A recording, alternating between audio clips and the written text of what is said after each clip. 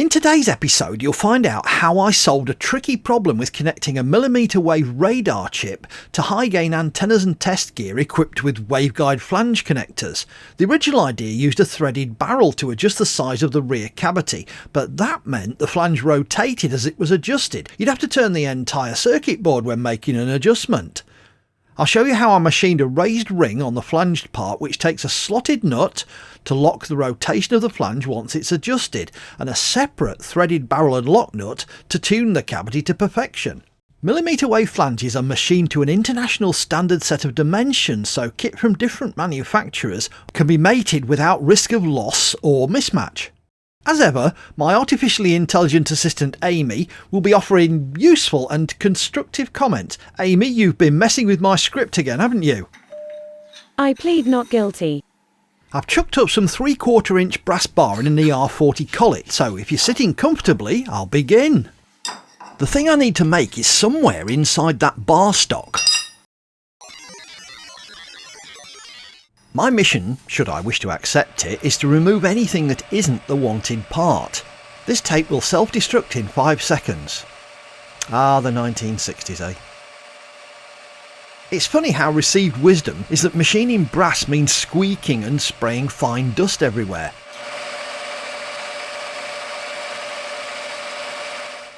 A nice sharp insert and the right feeds and speeds say otherwise. 0.8mm corner radius lapped aluminium insert from YG1. Nice finish. Hey Neil, the lathe has a Stone Age DRO, so why the micrometer? Because, Aimee, I've worked with electronics like you since 1968 and I've got a deep distrust of the digitals. I'm just so analogue.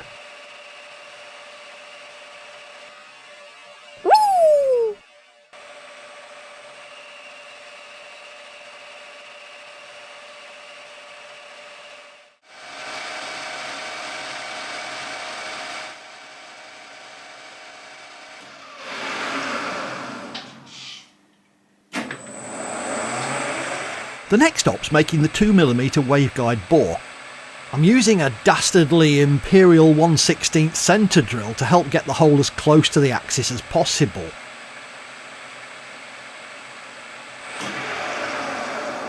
It's important to have the hole accurately centred at this end. I'll align the other end to wherever the hole emerges, but it's usually remarkably concentric.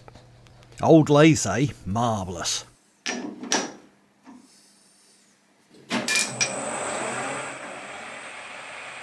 For some unfathomable reason known only to the gods of machining, I didn't use a stub drill to start that hole.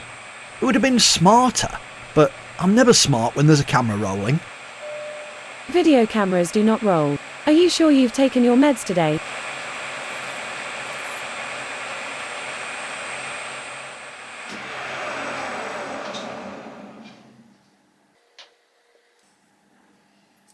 It's time to break out the long boy.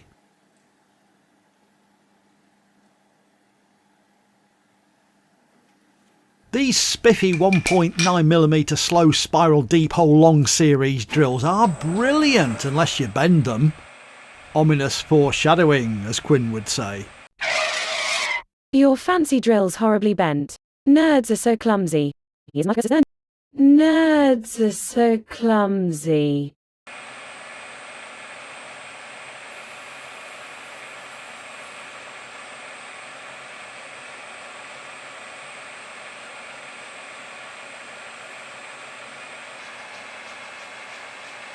That hole's 48mm deep and 1.9mm diameter. That's an aspect ratio of 25:1. Impressive.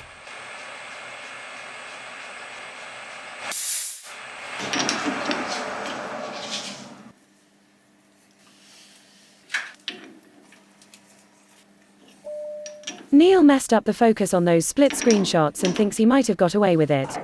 He's no good at this YouTube nonsense, is he? Next stop's reaming the waveguide bore to exactly 2mm with this rather splendid little reamer from Drill Service. It's too short for this job, so I nipped it close to the end of that enormous Jacob's chuck and aligned it carefully. Aimee would say something like, "Buy a longer reamer, you dreadful cheapskate." Or perhaps Why not use a collet? finish is actually more important than the absolute dimension. Small imperfections in the walls of more than a few micrometers can cause diffraction that might lead to loss or potentially to exciting unwanted waveguide modes. I mean, the modes aren't exciting like wow, amazing, whoopee, they're just unwanted. English is confusing sometimes. The drill and reamer might have munged up the edge of the bore, so I'll take a skim facing cut. That waveguide end forms the upper face of the waveguide combiner cavity above the Silicon Radar 122 GHz chip, so I'd better try to make a decent job of it. The shaft needs to be a sliding fit inside the 4mm ream bore of the coupler body, so I'm aiming for between 3.98 and 3.99mm. That leaves me between 10 and 20 micrometers of clearance. For listeners who are fans of imperialism, that's roughly half a thou, or should that be half a mil? Call it 500 micro bananas. Sorry, Curtis.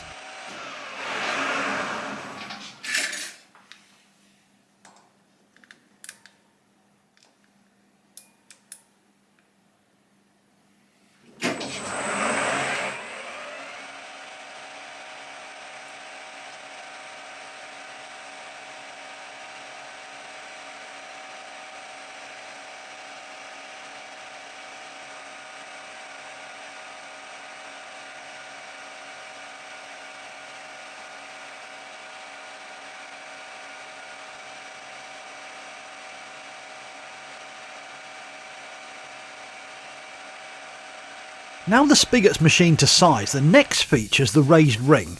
The OD's 6.5mm, so I'll form a parallel section of that diameter up to the 9.5mm boss on the rear of the flange.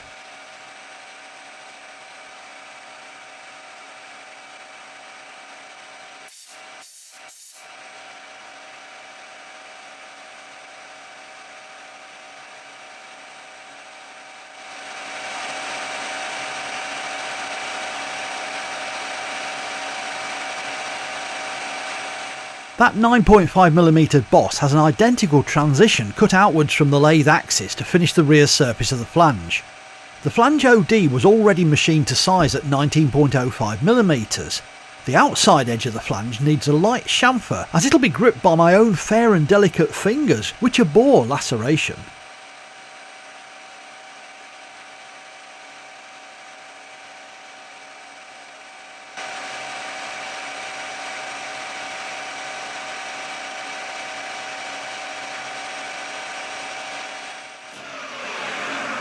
There you go, dearest digits, a nicely broken safe edge, specially for you.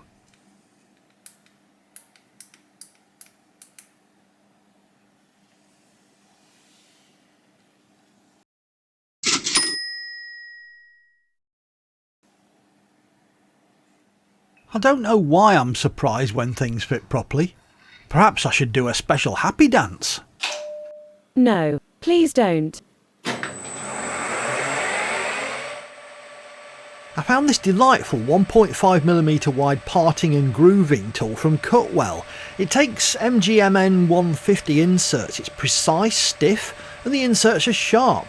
Much better than the hand ground high speed steel form tool I've been using to make this feature up till now. It's where the locking nut fits onto the shaft, just a 4mm section 6mm wide, leaving a 1mm wide ring for the lock nut to bear against.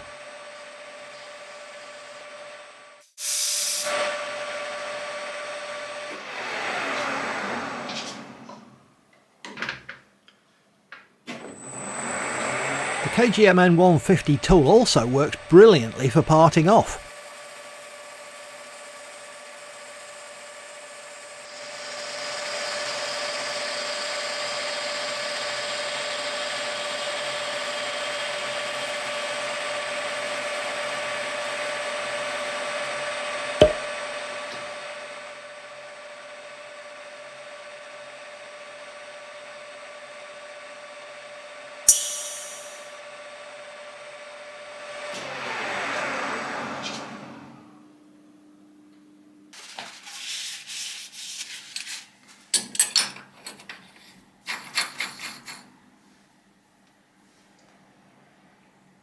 Right, time to turn the mating face of the flange to finished thickness and machine the raised central contact area around the waveguide orifice. I need to allow for the radiused fillet at the root of the ring. That means I can't press the ring against the collet face. Really, I need to make a custom collet for this.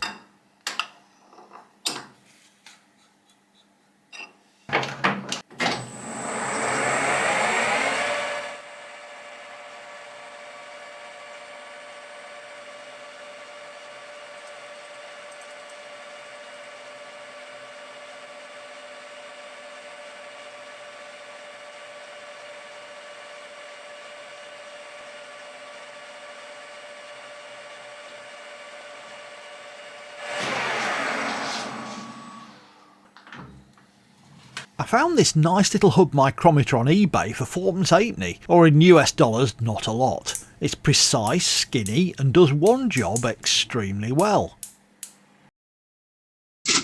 Well, I think that says 4.06mm. Job's a good 'un. The standard UG387U flange has a 9.52mm boss on the front face, which forms the contact surface with the mating flange.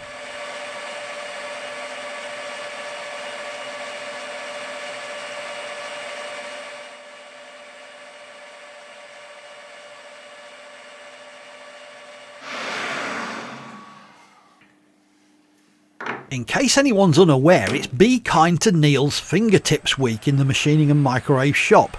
My personal contribution to the cause is a light chamfer for the edge of the mating face. I found this unloved and forlorn bit of Gariflex abrasive rubber in the back of a drawer. It's not even close to my preferred Cratex or Bright Boy, but it's working surprisingly well on this CZ121 brass. It's as crumbly as a crumbly thing though, not buying that again.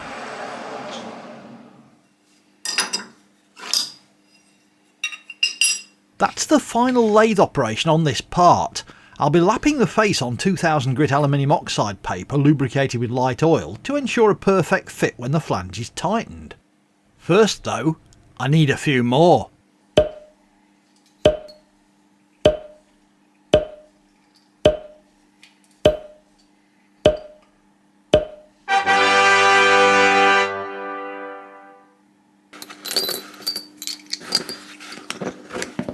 If you're enjoying watching this nonsense, it would be a huge help if you click the like button, and even better if you could subscribe too.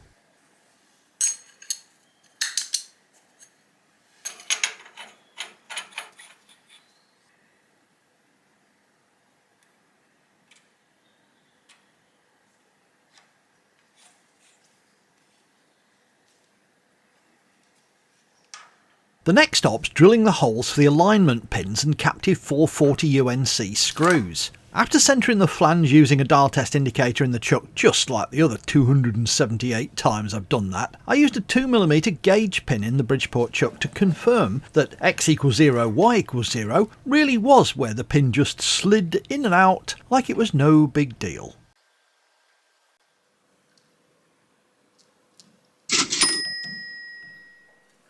Marvellous.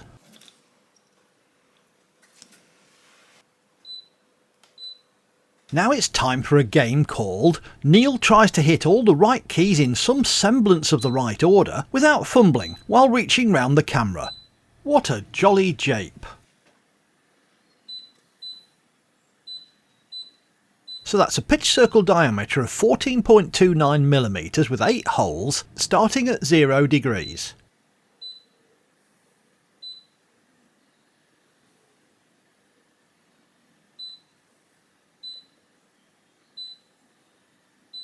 By George, I think he's got it.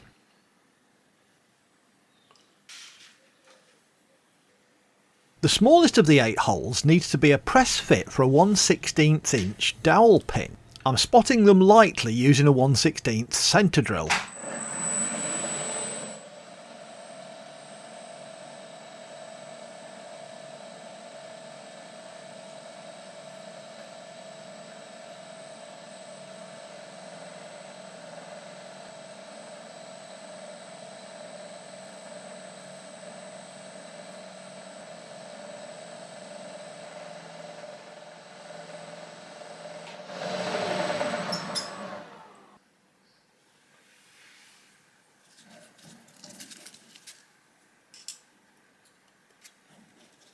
4 of the holes need to be tapped 440 UNC, so that's a 2.35mm stub drill.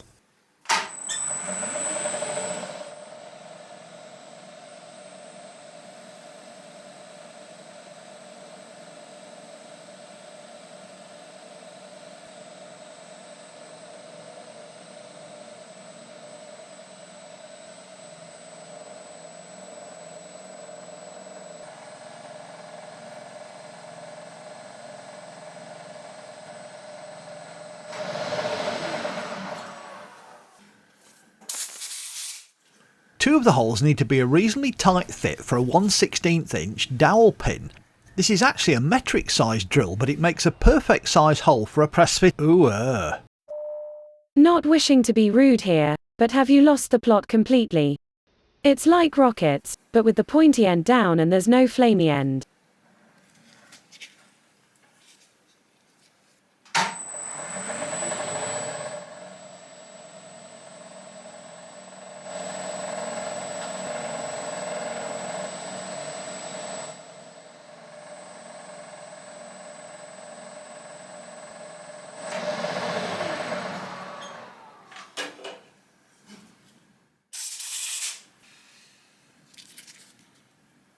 Time to test the fit. I think it'll do. Now we need 2 clearance holes for the 16th inch dowel pins. I'm going to use 1.6mm drill because it gives a nice running fit.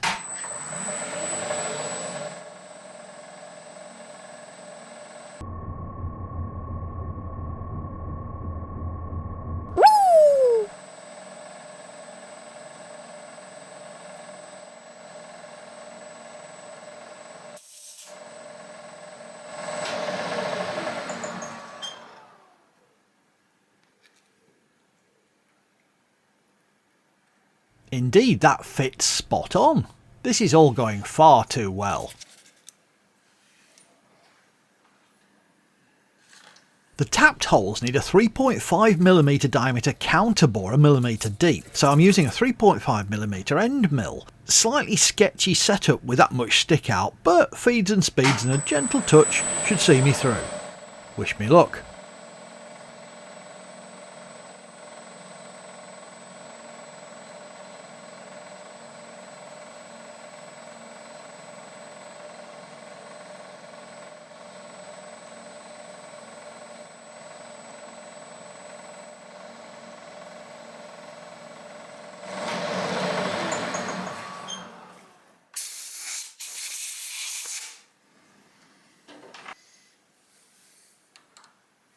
Ooh, tapping time, my favourite. That 440 UNC yellow ring spiral point tap's a YG1 that I got from Cutwell.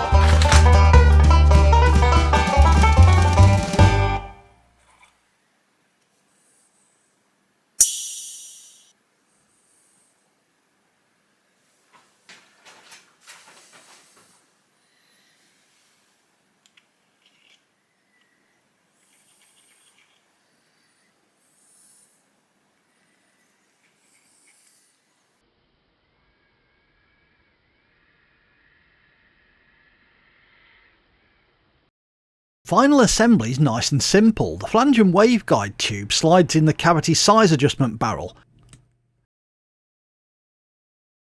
The coupler body is identical to those I made for all the dual mode and chaparral feed horns and the Pickett Potter horns. The barrel lock nut's also identical. The split locking collar comes in two versions, knurled or hex. It's a tight fit on the shaft of the guide so it won't get lost.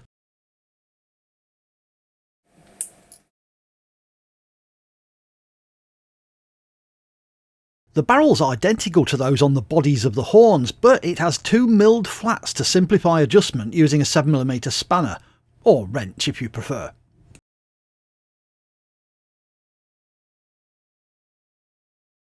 Once the barrel's locked, the rear section looks much the same as any of the horns, with the 3.99mm OD guide running smoothly in the 4mm reamed hole in the combiner body.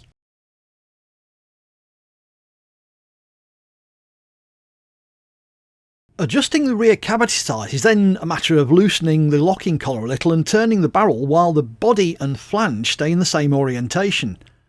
Nip up the collar when the signal peaks and you're done. Nice! This unit's going to a new home in the lab at a local radio club as they've just obtained some very nifty mmWave test gear racks. I'll try to get some film of it in use. I'd love it if you'd subscribe. If you want to see more of what goes into my shop and lab, try this video.